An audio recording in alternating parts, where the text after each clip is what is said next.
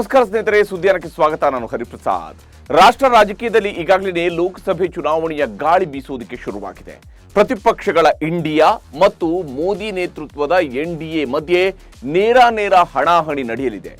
ಒಂದೆಡೆ ಇಂಡಿಯಾ ಮೈತ್ರಿಕೂಟ ಅನ್ನುವಂತಹ ಛತ್ರಿಯನ್ನು ಹಿಡಿದು ಅದರಡಿಯಲ್ಲಿ ಒಂದಾಗಿರುವಂತಹ ನಾಯಕರು ಮೀಟಿಂಗ್ಗಳ ಮೇಲೆ ಮೀಟಿಂಗ್ ಅನ್ನು ಮಾಡ್ತಾ ಇದ್ರೆ, ಮತ್ತೊಂದೆಡೆ ಎನ್ಡಿಎ ಕೂಡ ತನ್ನ ಬಲವನ್ನು ಪ್ರದರ್ಶಿಸಿದೆ.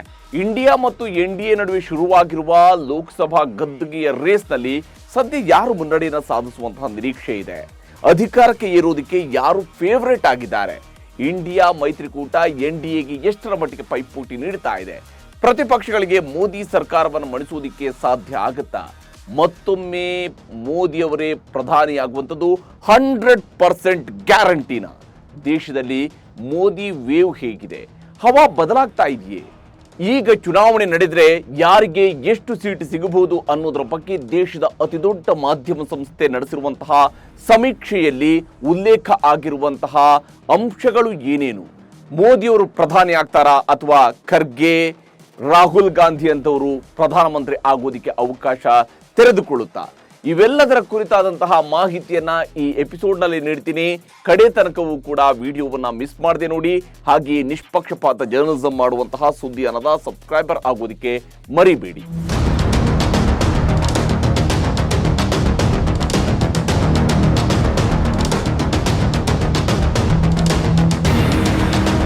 ಸ್ನೇಹಿತರೆ, ದೇಶದ ಅತ್ಯಂತ ಪ್ರಮುಖ ಮಾಧ್ಯಮ ಸಂಸ್ಥೆಯಾಗಿರುವಂತಹ ಇಂಡಿಯಾ ಟುಡೇ ಮತ್ತು ಸಿ ವೋಟರ್ ಜಂಟಿ ಸಮೀಕ್ಷೆಯೊಂದನ್ನು ನಡೆಸಿದ್ದು, ಮುಂದಿನ ಲೋಕಸಭಾ ಚುನಾವಣೆಯ ದೃಷ್ಟಿಯಿಂದ ಮಹತ್ವದ ಅಂಶಗಳು ಹೊರಬಿದ್ದಿವೆ. ಒಂದು ವೇಳೆ ಈಗ ಲೋಕಸಭೆ ಚುನಾವಣೆ ನಡೆದರೆ ಯಾರು ಗೆಲ್ಲಬಹುದು, ಮತದಾರರ ಮನಸ್ಸು ಯಾರ ಕಡೆಗೆ ಇದೆ ಅನ್ನೋದನ್ನ ಈ ಸಮೀಕ್ಷೆ ಮೂಲಕ ಪತ್ತೆ ಹಚ್ಚುವಂತಹ ಪ್ರಯತ್ನವನ್ನ ಮಾಡಿದ್ದಾರೆ. ಮೊದಲಿಗೆ ಸಮೀಕ್ಷೆಯ ವರದಿಯಲ್ಲಿ ಯಾರಿಗೆ ಎಷ್ಟು ಸ್ಥಾನ ಸಿಗಬಹುದು ಅನ್ನೋದನ್ನ ನಾನು ನಿಮಗೆ ತಿಳಿಸ್ತೀನಿ. ಬಹಳ ಮುಖ್ಯವಾಗಿ ಇಂಡಿಯಾ ಟುಡೇ ಮತ್ತು ಸಿ ವೋಟರ್ ನಡೆಸಿರುವಂತಹ ಸಮೀಕ್ಷೆಯ ಪ್ರಕಾರ ಈಗ ಲೋಕಸಭೆ ಚುನಾವಣೆ ನಡೆದ್ರೆ ಎನ್ಡಿಎ 306 ಸೀಟ್ಗಳನ್ನ ಗೆಲ್ಲಲಿದೆ. ಇನ್ನು ಏಕಾಂಗಿಯಾಗಿನೇ ಬಿಜೆಪಿ ಗಳಿಸಬಹುದಾಗಿರುವಂತಹ ಸೀಟ್ಗಳು 287 ಸೀಟ್ಗಳು. ಅಂದ್ರೆ ಸತತ 3ನೇ ಬಾರಿಗೆ ಸರಳ ಬಹುಮತಕ್ಕಿಂತ ಹೆಚ್ಚುವರಿ ಸ್ಥಾನಗಳನ್ನ ಬಿಜೆಪಿ ಪಡ್ಕೊಳ್ಳುತ್ತೆ. ಈ ಬಾರಿ ಸರಳ ಬಹುಮತಕ್ಕಿಂತ ಬಿಜೆಪಿ ಹೆಚ್ಚುವರಿಯಾಗಿ 15 ಸ್ಥಾನಗಳನ್ನು ಗಳಿಸುವಂತಹ ನಿರೀಕ್ಷೆಯನ್ನು ಹುಟ್ಟು ಹಾಕಿರುವಂತದ್ದು ಈ ಕ್ಷಣದಲ್ಲಿ ಚುನಾವಣೆ ನಡೆದರೆ ಅಂತ ಹೇಳಿ. ಇನ್ನು ಇಂಡಿಯಾ ಗಳಿಸಬಹುದಾಗಿರುವಂತಹ ಸ್ಥಾನಗಳು 193 ಸ್ಥಾನಗಳು. ಕಾಂಗ್ರೆಸ್ ಗೆಲ್ಲಬಹುದಾಗಿರುವಂತಹ ಸ್ಥಾನಗಳು 74 ಮಾತ್ರ. ಆದರೆ ಕಾಂಗ್ರೆಸ್ ಅಧಿಕೃತ ವಿರೋಧ ಪಕ್ಷದ ಸ್ಥಾನಮಾನವನ್ನು ಗಳಿಸುವಂಥದ್ದು ನಿಶ್ಚಿತ.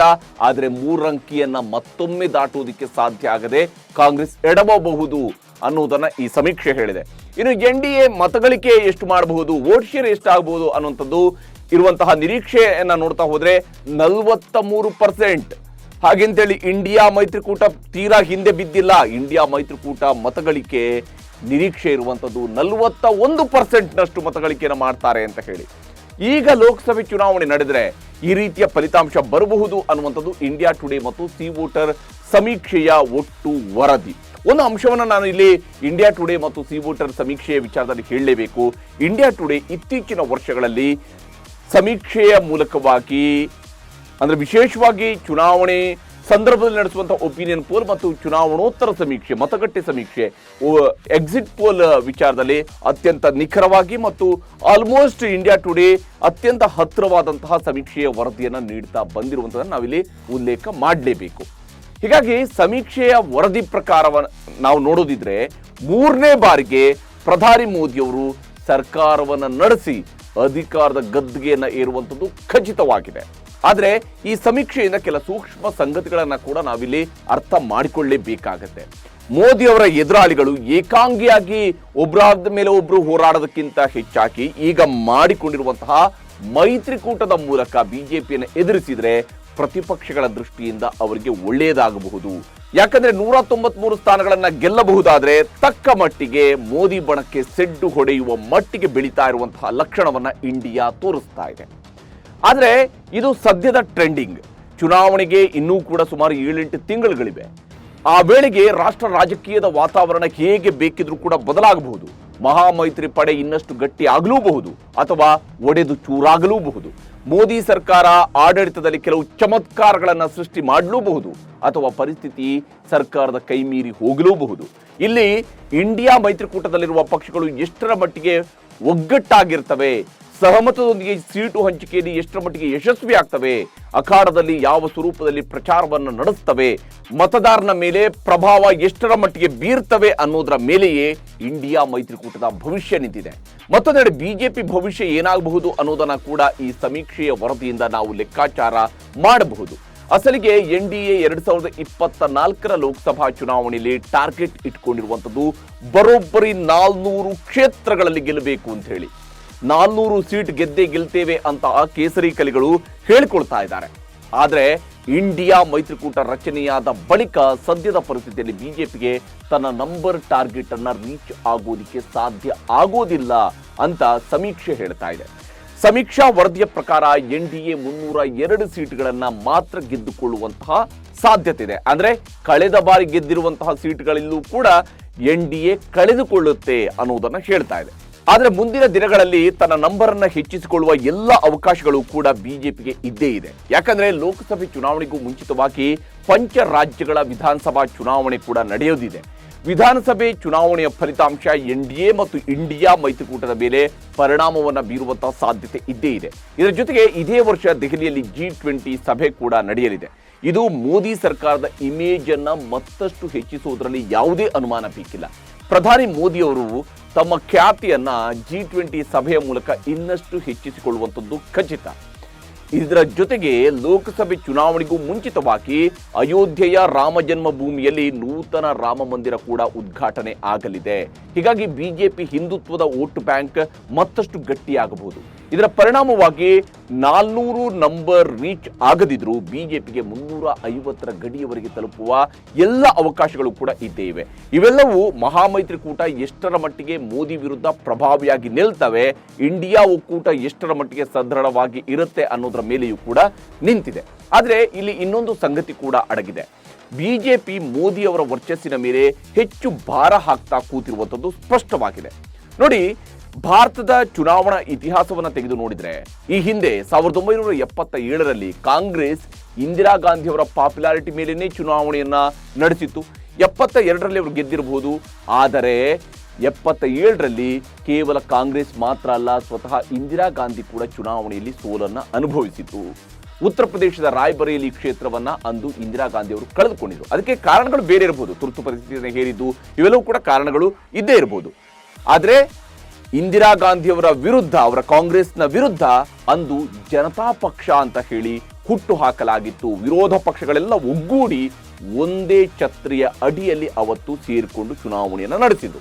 ಇನ್ನು 2004ರಲ್ಲಿ ಬಿಜೆಪಿ ಅಟಲ್ ಬಿಹಾರಿ ವಾಜಪೇಯಿ ಅವರನ್ನೇ ಹೆಚ್ಚು ಅವಲಂಬಿಸಿ ಹೊಡೆತವನ್ನು ತಿಂದಿತ್ತು. ಆ ಸಮಯದಲ್ಲಿ ಚುನಾವಣಾ ಪೂರ್ವ ಸಮೀಕ್ಷೆಗಳೆಲ್ಲ NDA ಗೆದ್ದೇ ಗೆಲ್ಲುತ್ತೆ ಅಂತ ಭವಿಷ್ಯವನ್ನು ನುಡಿದಿದ್ವು. ಆದರೆ ವಾಜಪೇಯಿ ಸರ್ಕಾರ ಸೋತಿತ್ತು.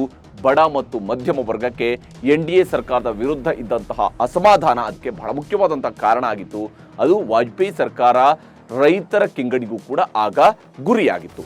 ಇಂಡಿಯಾ ಶೈನಿಂಗ್ ಕ್ಯಾಂಪೇನ್ ವಿರುದ್ಧವೇ ಅಸಮಾಧಾನ ಕೂಡ ಎದ್ದಿತ್ತು. ಈಗಲೂ ಅಷ್ಟೇ ಬಡ ಮತ್ತು ಮಧ್ಯಮ ವರ್ಗಕ್ಕೆ ಮೋದಿ ಸರ್ಕಾರದ ವಿಚಾರದಲ್ಲಿ ಬೆಲೆ ಏರಿಕೆ ತಡೆಯೋದಿಕ್ಕೆ ಪ್ರಯತ್ನವನ್ನು ಮಾಡ್ತಾ ಇಲ್ಲ ಅನ್ನುವಂತಹ ವಿಚಾರದಲ್ಲಿ ತೀವ್ರ ಅಸಮಾಧಾನ ಇದ್ದೇ ಇದೆ. ಈಗೇನೋ ಅಡುಗೆ ಸಿಲಿಂಡರ್ಗೆ 200 ರೂಪಾಯಿಯನ್ನ ಕಡಿಮೆ ಮಾಡ್ತಾ ಇದ್ರೂ ಕೂಡ ನಿರಂತರವಾಗಿ ಹಣ ಸುಲಿಗೆ ಮಾಡಿದ್ದರ ಆಪಾದನೆಯಿಂದ ತಪ್ಪಿಸಿಕೊಳ್ಳುವಂಥದ್ದು ಸುಲಭ ಅಲ್ಲ.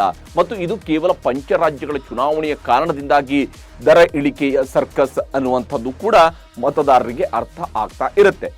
ಮೋದಿ ಸರ್ಕಾರವನ್ನ ಉದ್ಯಮಿಗಳ ಪರವಾದ ಸರ್ಕಾರ, ಶ್ರೀಮಂತರ ಪರವಾದಂತಹ ಸರ್ಕಾರ ಅನ್ನುವಂತಹ ಆರೋಪಗಳನ್ನ ನಿರಂತರವಾಗಿ ಇಂಡಿಯಾ ಮೈತ್ರಿಕೂಟದ ಸದಸ್ಯ ಪಕ್ಷಗಳು ಮಾಡ್ತಾ ಬಂದಿರುವಂಥದ್ದು.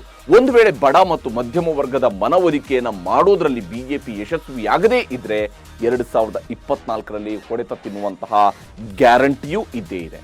ಯಾಕಂದ್ರೆ 2004ರ ರಿಸಲ್ಟ್ ಅನ್ನ ಯಾರೂ ಕೂಡ ನಿರೀಕ್ಷೆ ಮಾಡೇ ಇರಲಿಲ್ಲ. ನಾವು 2024ರನ್ನ ನೋಡುವಾಗ 2004ರನ್ನು ಕೂಡ ಒಮ್ಮೆ ನೋಡುವಂಥದ್ದು ಬಹಳ ಸೂಕ್ತ ಅಂತೇಳಿ ಅನ್ಸುತ್ತೆ. ವಾಜಪೇಯಿ ಅವರಂತಹ ಸಮರ್ಥ ಪ್ರಧಾನಿಯ ಸರ್ಕಾರವನ್ನು ಕೂಡ ಜನ ಅಂದು ತಿರಸ್ಕರಿಸಿದ್ರು. ಆದರೆ ಅಲ್ಲೊಂದು ವಿಷಯವನ್ನು ನಾವು ಮರೀಬಾರದು. ಆ ಸೋಲನ್ನು ಅವಲೋಕನ ಮಾಡುವಾಗ 2004ರ ಲೋಕಸಭಾ ಚುನಾವಣೆಯಲ್ಲಿ ವಾಜಪೇಯಿ ಅವರ ನಾಯಕತ್ವ ಇದ್ರೂ ಚುನಾವಣೆ ಮುಗಿದ ಮೇಲೆ ಅವರು ಪ್ರಧಾನಿ ಆಗಲಾರರು ಮತ್ತು LK ಅಡ್ವಾಣಿ ಆ ಸ್ಥಾನಕ್ಕೆ ಬರಬಹುದು ಅನ್ನುವಂತಹ ಲೆಕ್ಕಾಚಾರ ಜನರಲ್ಲಿ ಮನೆ ಮಾಡಿದ್ದು ಕೂಡ ಬಿಜೆಪಿ ಮೌಜು ಬೀಳೋದಕ್ಕೆ ಕಾರಣ ಆಗಿತ್ತು. ಇದೇನೇ ಇದ್ರೂ ಭಾರತೀಯ ಮತದಾರರ ತಾಕತ್ತು ಏನು ಅನ್ನುವಂಥದ್ದು ಅಂತಹ ಚುನಾವಣೆಗಳಲ್ಲಿ ಗೊತ್ತಾಗುತ್ತೆ. 2014ರಲ್ಲಿ 10 ವರ್ಷ ಆಡಳಿತದಲ್ಲಿದ್ದಂತಹ ಕಾಂಗ್ರೆಸ್ ಸರ್ಕಾರವನ್ನ ಡಬಲ್ ಡಿಜಿಟ್ಗೆ ಇಳಿಸಿದ್ದು ಕೂಡ ಮತದಾರರ ಇಂತಹದ್ದೇ ತಾಕತ್ತಿನ ಫಲ. ನೋಡಿ, ಈ ಬಾರಿ ಕರ್ನಾಟಕ ವಿಧಾನಸಭೆ ಚುನಾವಣೆಯಲ್ಲಿ ಖುದ್ದು ಮೋದಿಯವರು ಬಂದು ನನಗೇ ವೋಟ್ ಹಾಕಿ, ನಾನು ನಿಮ್ಮ ಸೇವೆ ಮಾಡಬೇಕು ಅಂತ ಹೇಳಿದರೆ ನೀವು ನನಗೆ ವೋಟ್ ಹಾಕಿ ಅಂತ ಪರಿಪರಿಯಾಗಿ ಕೇಳಿಕೊಂಡ್ರು ಜನ ಕಾಂಗ್ರೆಸ್ ಅನ್ನ ಗೆಲ್ಲಿಸಿದ್ದಾರೆ. ಹೀಗಾಗಿ ಮೋದಿ ಹೆಸರಲ್ಲೇ ಚುನಾವಣೆ ಸ್ಪರ್ಧಿಸೋದ್ರಿಂದಾಗಿ ಬಿಜೆಪಿಗೆ ಲಾಭ ಆಗುತ್ತಾ ಅನ್ನುವ ವಿಚಾರದಲ್ಲಿ ಒಂದಿಷ್ಟು ಅನುಮಾನಗಳು ಕೂಡ ಇವೆ. ಆದರೆ ವಿಧಾನಸಭಾ ಚುನಾವಣೆಗಳೇ ಬೇರೆ, ಕೇಂದ್ರ ಸರ್ಕಾರಕ್ಕಾಗಿ ನಡೆಯುವಂತಹ ಲೋಕಸಭಾ ಚುನಾವಣೆಯ ವೇಳೆ ಮತದಾರ ಹಾಕುವಂತಹ ಲೆಕ್ಕಾಚಾರ ಬೇರೆನೇ ಇದ್ದೇ ಇರುತ್ತೆ. ಇದರ ಜೊತೆಗೆ ಬಿಜೆಪಿ ತನ್ನ ಮಿತ್ರ ಪಕ್ಷಗಳ ವಿಶ್ವಾಸವನ್ನು ಕೂಡ ಉಳಿಸಿಕೊಳ್ಳಲೇಬೇಕಿದೆ. ಸೀಟು ಹಂಚಿಕೆ NDA ಪಾಲಿಗೂ ಕೂಡ ಸವಾಲಾಗಿನೇ ಪರಿಣಮಿಸಲಿದೆ. ಅತ್ತ ಮಹಾಮೈತ್ರಿ ನಾಯಕರು ಹೇಳಿಕೊಳ್ತಾ ಇರುವಂತಹ ಪ್ರಕಾರ NDA ಮೈತ್ರಿಕೂಟದ 4-5 ಪಕ್ಷಗಳು ಇಂಡಿಯಾ ಒಕ್ಕೂಟದ ಸಂಪರ್ಕದಲ್ಲಿ ಇವೆಯಂತೆ. ಹೀಗಾಗಿ ಬಿಜೆಪಿ ತನ್ನ ಮಿತ್ರರನ್ನ ಕಳೆದುಕೊಳ್ಳದಂತೆ ಎಚ್ಚರಿಕೆಯ ಹೆಜ್ಜೆಯನ್ನು ಇಡಬೇಕಾಗಿದೆ. ಈ ಹಿಂದೆ 2003ರವರೆಗೂ ಕೂಡ ವಾಜಪೇಯಿ ಸರ್ಕಾರದ ಜೊತೆಗೇ ಇದ್ದಂತಹ DMK ಲೋಕಸಭೆ ಚುನಾವಣೆಗೆ ಕೆಲ ತಿಂಗಳುಗಳಷ್ಟೇ ಬಾಕಿ ಇದ್ದಾಗ NDAಯನ್ನ ತೊರೆದು UPA ಸೇರಿಕೊಂಡಿತ್ತು. ಆಗ ಬಿಜೆಪಿ ಅನಿವಾರ್ಯವಾಗಿ 1998ರಲ್ಲಿ ವಾಜಪೇಯಿ ಸರ್ಕಾರವನ್ನ ಬೀಳಿಸಿದ್ದಂತಹ ಜಯಲಲಿತಾ ನೇತೃತ್ವದ AIADMK ಜೊತೆಗೆ ಡೀಲ್ ಕುದುರಿಸಿ ಮತ್ತೆ ಅಲ್ಲಿ ಮೈತ್ರಿಯನ್ನ ಮಾಡಿಕೊಂಡಿತ್ತು. 2001ರಲ್ಲಿ ತಮಿಳುನಾಡು ವಿಧಾನಸಭೆ ಚುನಾವಣೆಯಲ್ಲಿ AIADMK ಗೆದ್ದುಕೊಂಡಿದ್ದರಿಂದಾಗಿ ಲೋಕಸಭೆಯಲ್ಲೂ ಕೂಡ AIADMK ಗೆಲ್ಲಬಹುದು ಅಂತ ಬಿಜೆಪಿ ಅವತ್ತು ಲೆಕ್ಕಾಚಾರವನ್ನ ಹಾಕೊಂಡಿತ್ತು. 2004ರ ಲೋಕಸಭಾ ಚುನಾವಣೆಯಲ್ಲಿ DMK ಮತ್ತು UPA ಮೈತ್ರಿಕೂಟ ತಮಿಳುನಾಡಿನ ಎಲ್ಲಾ 39 ಲೋಕಸಭಾ ಕ್ಷೇತ್ರಗಳನ್ನು ಕೂಡ ಗೆದ್ದು ಕ್ಲೀನ್ ಸ್ವೀಪ್ ಮಾಡಿಕೊಂಡಿತ್ತು. ಹೀಗಾಗಿ UPA 229 ಸ್ಥಾನಗಳನ್ನು ಪಡೆದಿದ್ರೆ NDA 189 ಕ್ಷೇತ್ರಗಳನ್ನು ಮಾತ್ರ ಗೆಲ್ಲೋದಕ್ಕೆ ಸಾಧ್ಯ ಆಯಿತು. ಒಂದು ವೇಳೆ ಅಂದು ಬಿಜೆಪಿ DMKಯನ್ನ ಬಿಟ್ಟು ಕೊಡದೇ ಇದ್ದಿರ್ತಿದ್ರೆ ಎಲ್ಲಾ 39 ಕ್ಷೇತ್ರಗಳು ಕೂಡ NDA ಪಾಲಾಗುವ ಸಾಧ್ಯತೆ ಇದ್ದೇ ಇತ್ತು. ಅದೊಂದು ವೇಳೆ ಸಾಧ್ಯ ಆಗಿರ್ತಿದ್ರೆ ಆಗ NDA ನಂಬರ್ 228ಕ್ಕೆ ಏರಿಕೆ ಆಗ್ತಿತ್ತು. ಅದು ಹೋಗ್ಲಿ, 1999ರಲ್ಲಿ NDA ಜೊತೆಗೆ DMK ಇದ್ದಾಗಲೇ NDA ತಮಿಳುನಾಡಿನಲ್ಲಿ 26 ಸೀಟ್ಗಳನ್ನು ಗೆದ್ದುಕೊಳ್ಳುವುದರಲ್ಲಿ ಯಶಸ್ವಿಯಾಗಿತ್ತು. ಅಷ್ಟು ಸೀಟು ಬಂದಿರ್ತಿದ್ರು UPAಗಿಂತ ಹೆಚ್ಚು ಸೀಟುಗಳು NDA ತೆಕ್ಕೆಗೆ ಸೇರುವಂತಹ ಎಲ್ಲ ಸಾಧ್ಯತೆ ಇದ್ದೇ ಇತ್ತು.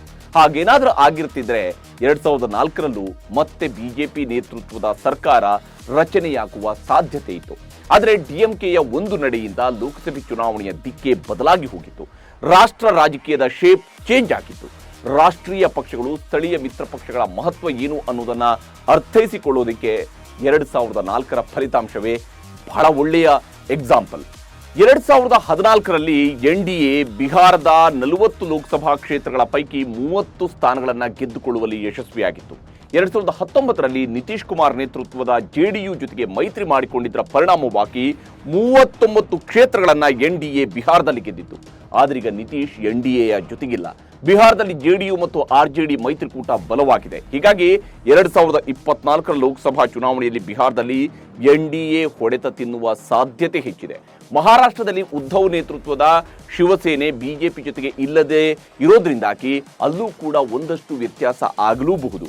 ಲೋಕಸಭೆ ಚುನಾವಣೆಗೆ ವಿಚಾರಕ್ಕೆ ಬಂದಾಗ ಉತ್ತರ ಪ್ರದೇಶ, ಮಹಾರಾಷ್ಟ್ರ, ಬಿಹಾರ, ಪಶ್ಚಿಮ ಬಂಗಾಳ ಮತ್ತು ತಮಿಳುನಾಡು ಈ 5 ರಾಜ್ಯಗಳಲ್ಲಿ ಮೈತ್ರಿಕೂಟದ ಪಾತ್ರ ಬಹಳ ಮುಖ್ಯ ಆಗಿರುತ್ತೆ.